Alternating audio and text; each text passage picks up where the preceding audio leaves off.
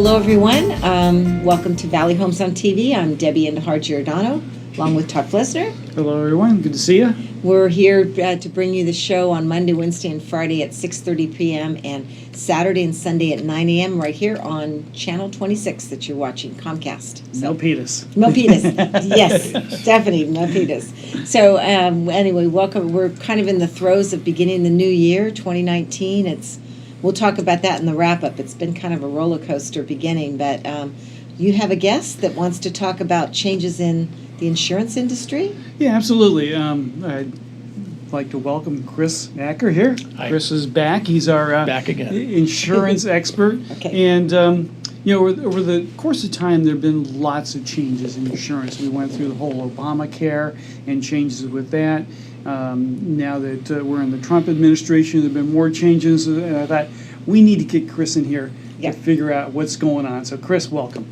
Oh, thanks for having me, you guys. I appreciate it very much, Yep. and thanks for watching. Well, for folks who may just be meeting you for the first time, give us a little bit of information about your background, where you grew up. Okay. I grew up in northern New York State on the Canadian border, so I'm not a native Californian. I've been out here for over 35 years. Came out here with no job prospects. I just drove across the country with a friend of mine, and I had never been west of the Mississippi. And I ended up starting in this career back in 1985. And so I've had time to evolve and see what's been going on in the industry. And, I've done, I've helped people with many aspects of insurance, not homeowners insurance, but people, life insurance, disability insurance, group insurance benefits, Well, medical. those are important. They are, and also I'm one of the few in my area who actually still does individual and family plan health insurance, and so that's been greatly affected by Obamacare. Premiums are out of sight. It's kind of an interesting time to be in that market. So Okay, so before we jump into some other questions, we always like to ask our guests, what keeps you here, living in the Bay Area? What do you like about it?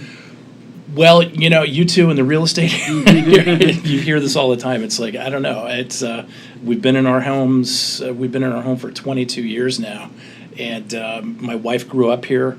Our networks are here. I think if you have a young family, it's a wonderful place to settle. It's the real estate. The cost of housing is the number one issue, as I see it, or problem with living in this area. I mean, you've got the best weather on the planet.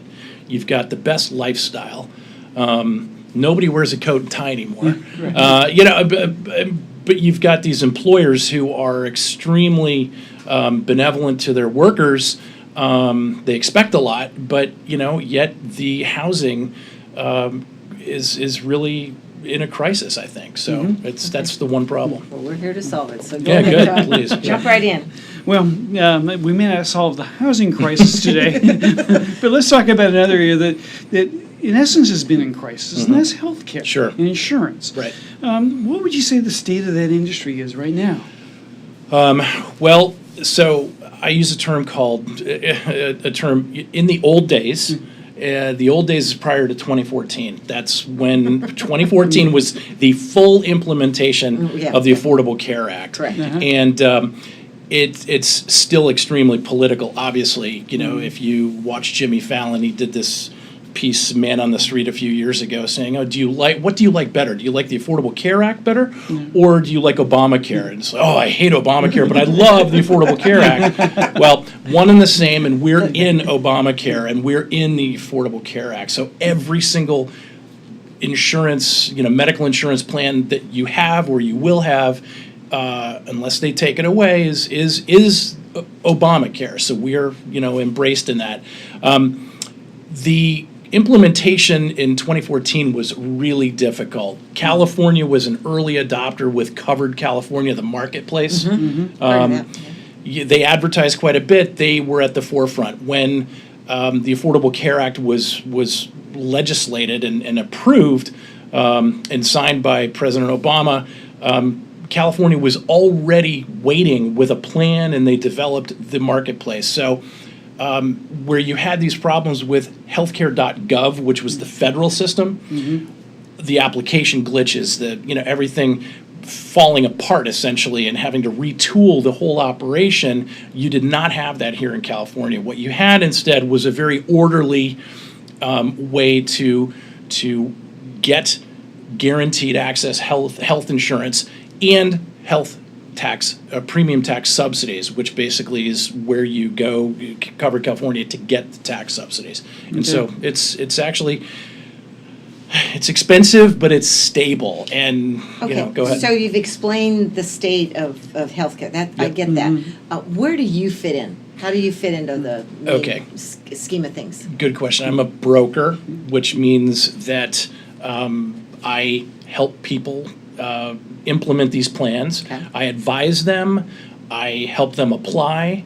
I give them advice. So when I'm certified for Covered California as an agent. So you have the status certified agent for Covered California, which means that instead of just answering plans on health questions on health plans, I can actually, since I'm an agent and licensed, that's key, I can ask about other aspects of your financial picture, your personal life, and talk more about where does this fit in with your overall financial planning, and I can actually make a recommendation.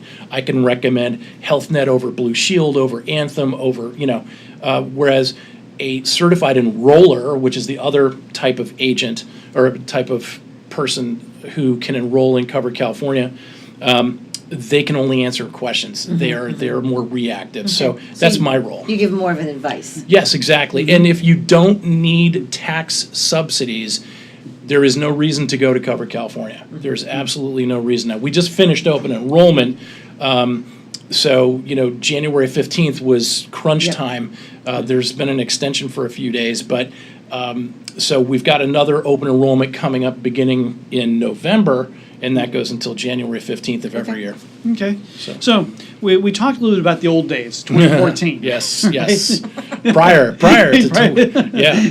Okay. There have been changes. I've heard things like the penalty for not having health insurance has changed. What's happening now? Okay, so technically the penalty is not being enforced. It's gone away. The line on the W-2, on the 1040 IRS form, your tax return, still has a line for penalty, but they're not enforcing it. Wow. So it's just, I didn't know that. Yeah, and the only folks who are really in my practice that I see who are not buying health insurance are the young people. And young folks essentially are choosing to say, look, I think the tax penalty is going to be cheaper for me than paying an insurance premium. Of course, you're saving money initially up front by not paying the premium. Right. And it can be $300 or $400 a year for an 18 to 20-year-old, depending on your plan. The problem is if you get hit by a bus or you go skiing and you hit a tree while you're skiing and you have to be helicoptered somewhere. Yep. Yeah. No judgment, but you have to understand that people are making those decisions, and in order to forego the penalty. Now, since the penalty is no longer being enforced, are you seeing a change in that in terms of younger people not coming in? I mean, they're already choosing to pay the penalty as opposed to getting insurance.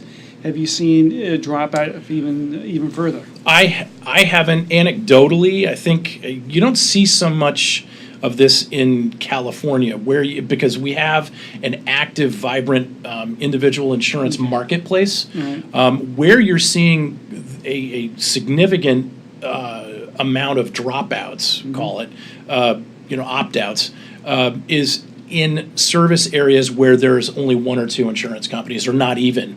Let's say certain parts of the Midwest, there's the northwestern corner of California, like Modoc County, if you know where that is, where there's only one carrier and maybe not a regional medical center, more remote and rural areas. That's where you see people choosing not to pay the premiums because they feel that they can't get the service that they're paying for. Okay. Okay. So this is a question that I really enjoy asking. So how have the costs risen and why? I mean, what drives those premiums and those costs? Well, I can tell you personally, I just did this today because our renewal premium was due as a family, but I do this every month for my clients. Historically, since 2014, our personal insurance premium has gone up 15.4% every year. So, less in the early years, but the last couple of years have been, 22, 23%. So it's extremely expensive. I mean, there's just no way about it. It's you're going to spend as a young person, depending on your plan, $300 to $400 a month, and that's just for a middle of the road, solid silver level plan. You have 4 levels: bronze, silver, gold, and platinum. And so the sweet spot is in the middle at silver. Bronze is very high deductible. So, well, are the costs driven geographically? To a certain extent. Depending on where you live and how close you are to Yep. medical centers and things? It's all of that. It's competition. You see a lot of competition in Southern California, for example. I'm going to keep it to California because that's where I'm licensed and that's where I do my business for health insurance. In Southern California, you have a lot more competition for healthcare systems. San Diego, you've got, the LA basin, they've got, medical schools and hospitals, large hospitals. In Northern California, you really only have 3 or 4. You certainly have Stanford, you have Kaiser, which is a completely different animal because they are the insurance company and their rates have historically been very stable. And so, because they own their data and they're not really competing with Stanford, UCSF, and Sutter. And so with those 3, there's not a whole lot of competition. And when the providers say, well, okay, for an office visit, we want $320 instead of $240, Stanford has said no, and Sutter has said no to, a lot of the plans except one, Blue Shield. So, it's kind of it's really supply and demand. Geographics, yes. Medical science and equipment and things of that nature. It's the medical inflation rate, the retention rate it's called in the field, is a minimal part of it, but it's really just supply and demand here. Okay. And utilization. How many people use the plan? People are using this. That makes sense. So we've talked about costs are rising. What about coverages? Are there changes in coverages, or is the Obamacare system really driving that still? Well, it's okay. So like I said before, we are Obamacare. So in the old days, you could you had a lot more plan choices. You could get bare bones, skinny plans that all these plans years ago before 2014 had a lifetime maximum benefit. Typically it was $2 million. Some of the more generous individual plans were $5 million. Wow. Now, I didn't know there was a lifetime ceiling. Yeah, and Wow. actually think about it. If you had a very if you got really sick or really hurt, Sure. and you were at Stanford for 3 months, 4 Yeah, months, there you you go. could brush up against that maximum, $1 million, $1.5 million. Wow. And if you stayed with the same insurance company, then that just ate away at your lifetime maximum, and you used to be deemed uninsurable to jump ship and go to another company. So Wow. you were kind of locked in. That's why in the old days, prior to 2014, people made employment decisions based on the actual medical policy that they had at work. Okay, so now you don't have that. You have, standardization. You've got bronze plans, which high deductible, silver plans, which has a $2,250 deductible, or $2,500 depending. There's a little leeway in there. Gold, which has no deductible, and platinum has no deductible. And as you get on that scale from left to right, bronze to platinum, it's richer benefits. Platinum is the best, but it's also extremely expensive. Okay. Go ahead. All right. Well, benefits. We talked about. What do you enjoy about your career? I obviously helping others. This is, that's I think anybody in a field like insurance, for example, where you can actually have an impact on families. where you can counsel someone who has never had insurance before, who always thought that, I'm a diabetic and I just never had insurance. Obamacare comes around and, we do an enrollment at school, at the school district. And, literally I remember this gentleman, broke down because he had been homeless for a number of years. He didn't have insurance, and now he could actually afford to go and get some care. That's really moving. And I have those kinds of stories every year around open enrollment time in this particular field. I mean, I do help folks with other types of coverages, disability insurance and life insurance, and those are the things where, I help directly avoid financial disaster, and I've been involved in, helping families do that for 35 years. Well, awesome. As you look out to the future, what sort of challenges do you see? We talking about the landscape kind of has changed. It's been stable somewhat here in California. But what challenges are there? The delivery system for any insurance product, whether it's medical insurance or life insurance, for example, it's commoditized. It's been commoditized, and it's the profit margins have shrunk. I'm just speaking from a business standpoint. Right. That's why very few of my colleagues, do the individual insurance, medical insurance plans anymore, because the first place where the insurance companies try to save money is the broker. It's very similar to the airline industry and deregulation. They cut the commissions on the travel agent. It's the same type of thing. And so that's why, we offer that as part of a suite of products so that, you don't rely on one certain aspect. But definitely the digital age is here, 21st century. Millennials typically research first many, many times and then typically make a purchase decision online. So my practice has evolved from true 100% brick and mortar to at least probably for medical insurance, it's 100%. Online. I mean, it's all paperless. It's done with electronic applications, an interface on a website, and we're there to answer questions. And that is how we can survive in that field and stay in business, because it's just much less time consuming than chasing papers and things. So. All right, so looking at Chris Acker, what are your future goals and aspirations? Then talking about the shift in your business, what else do you see on the horizon for you? Well, just the desire to stay relevant. I mean, I'm a 35-year vet of this field, and there are very few people coming in to the life insurance business, and we call it life insurance and property and casualty. So on the life insurance side, very few people are actually going into this business directly. It's usually through financial planning, becoming a stockbroker, wealth management, and then you end up specializing. So in order to stay relevant as, an old guy, I've developed a website. I write a lot. I have a lot of content. My sweet spot is, and my strength is impaired risk underwriting for life insurance, which basically for health issues, diabetics, sleep apnea is a huge one. And so, where you can go online and you can search for providers, you've got e-health insurance for medical plans, and they're nationwide. You can get that, and you can do it all electronically, but when there's an issue and a problem and the brakes come on because someone doesn't fit the profile for an online application, is health problems, the financial underwriting isn't where it is, that's where we come in, and that's where human interaction is. And that, I think, will never go away, at least in my, the time I have remaining working, which will, at this point, med school daughter and senior in college, I'll probably be working until I'm until I'm 75. You're going to 100. I can exactly. tell you. But yeah, I'm with you, buddy. So the goal is to stay relevant. All right, and helpful. Yeah. So should we ask? You mentioned website. Let's go ahead and give the folks. The okay, website. so my website is myfasttermquotes.com, and you'll find calculators. You'll find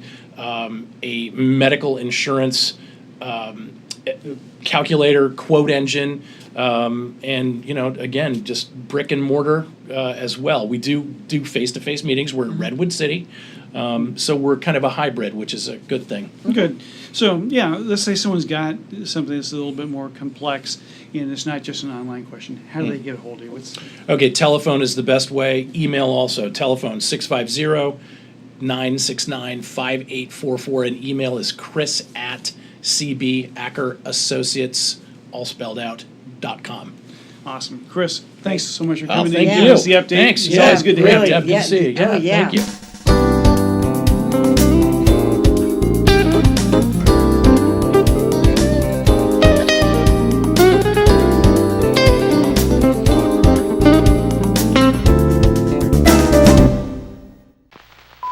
The following is a public service announcement test to determine if you need a fishing license and boat registration before you head out on the water. Let us begin. Are you a pelican? Does this look like your house? Is this your idea of fishing with friends? Do you use your feet as fishing hooks? Are you your own boat? Do you have webbed feet? No, I mean like a... That's the one. Do you want this in your favorite lake? Yuck, yike. No thanks, mister. Regardless how you answered, you need to be licensed and registered because it helps local conservation efforts protect the very natural resources you enjoy boating and fishing in for generations to come. Do your part at takemefishing.org.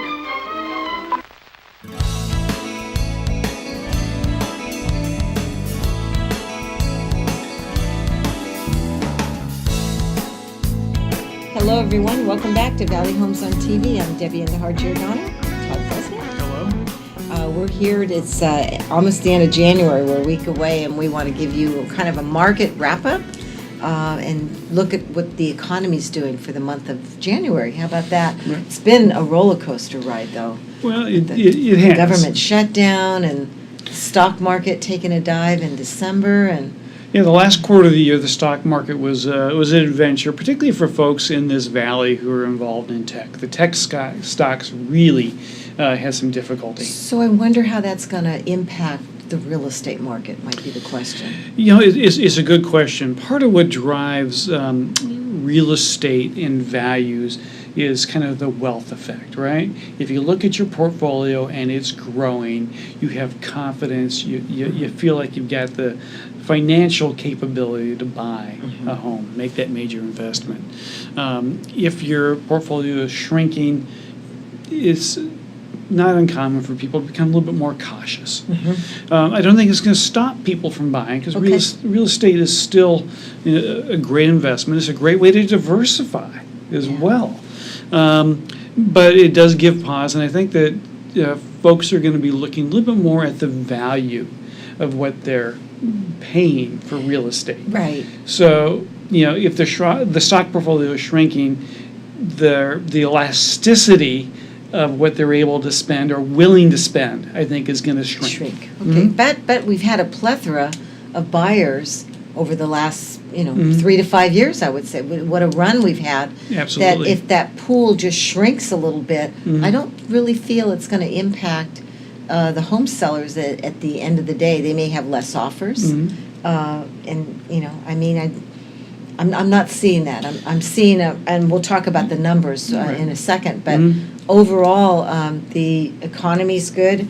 If you look at San Jose Mercury News, just on December 29th, they said November home prices inch up. Yeah, You know, absolutely. So, I mean, the numbers are good. The employment numbers that came out last week for the job market in this valley, we're up again, and I think that will press on the demand Absolutely. for the housing. Yeah, demand is still there. We don't have the supply that we need here locally for the number of folks that we have Which that are employed. translates well for a seller that wants to cash out and then move out of state or maybe to some other cheaper place in California. Right. Yeah, they're fine. They can do that. Well, like I said, I think where we're going to see the difference in the stock market is the elasticity of price, right? Yep. Prices are still going to go up. Okay. But people may not be as willing to bid over as much as they had been. That I would agree with. So Right. we talked offline about buyers and sellers with the win-win strategy on a seller buy down.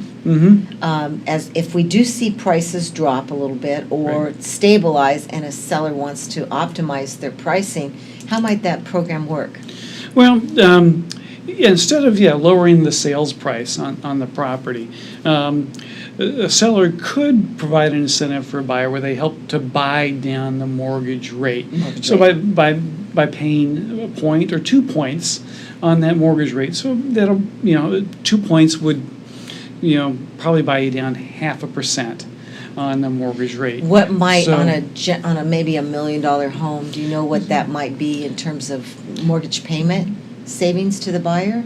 So A couple $100, $200-300. yeah, a couple $100 on that. But so from both standpoints, from the seller's standpoint, if they give a concession of say $20,000, a couple points on $1 million loan to buy down that rate and help the buyers save every month a couple $100 on that, it's really equivalent to reducing the sales price by $50,000 or $60,000. And we know the home will appraise. Absolutely. There's a thing with that. That's an excellent program. That's great. Right. And they would do that through your company. Absolutely. Oh, excellent. Great. Okay, so real quick, let's talk about interest rates real quick. Yes. So where are we at? Well, 4.625, can I guess? Really? That's for Yeah. for our jumbo financing, that's about where we are, 4.5, 4.625. Rates have been improving in terms Yes. of they've been coming down a little bit. Yes. And that's a result of a couple of things. One is the correction we saw in the stock market at the last quarter of the year. So that's a piece of that. The government shutdown has some impact on that as well. In terms of that may lead to some slowing the economy. There's not as much consumer spending as a result. Right. And so contraction in an economy typically will Absolutely. lead to lower interest rates. Okay. And as we look out into the future, we're seeing kind of a stable interest rate environment. We'll see a little bit of fluctuation. But there may be actually an opportunity or a point in time in the future where when the economy slows, that we'll see interest rates kind of dip again. Okay. So for folks who perhaps are buying a home now, it's a great time because we have a little bit of a dip in interest rates. But we also might have an opportunity in the future to refinance if rates drop again. On that note about a buyer having a good opportunity to buy, let me just tell you what's happened with some pricing. Looking at December of 2017, single-family home average price was $1,220,000, and last month it dipped to $982,000. Really? Yes, so I knew we had about a couple $100,000 drop, and then median price was $1,130,000, and that's dropped to $945,000. Now the condo market actually went up again. December 2017, $849,000 for an average price, and last month it jumped to $892,000, which is that affordability factor. So we have definitely seen the single family drop. I'm going to make a guess, and I'll give you some open house activity as I do open houses in the next few weeks to a month, that I think we're going to see that rise back up to where it was Okay. easily. Yeah. All right. Well, That good. dip. Well, I know we had anticipated we might see that, and definitely the numbers are there pointing to that. And so appreciate you bringing those in and Sure. keeping us up to date on that, Sure. Debbie, and look forward to seeing what happens in the future. So if folks want to get some information on qualifying and loan data, Sure. T. Flesner at opusadvisors.com. Great way to get me via email. And if folks want information on the real estate market, about the show, About the show. Giordano DJ at AOL.com. awesome. Well, we'll tune into more to come, and hopefully the government shutdown will be over next time we broadcast. It's been a bit, but yeah, hopefully that there'll be an end in sight. And inside, yeah. All right. Thanks for watching.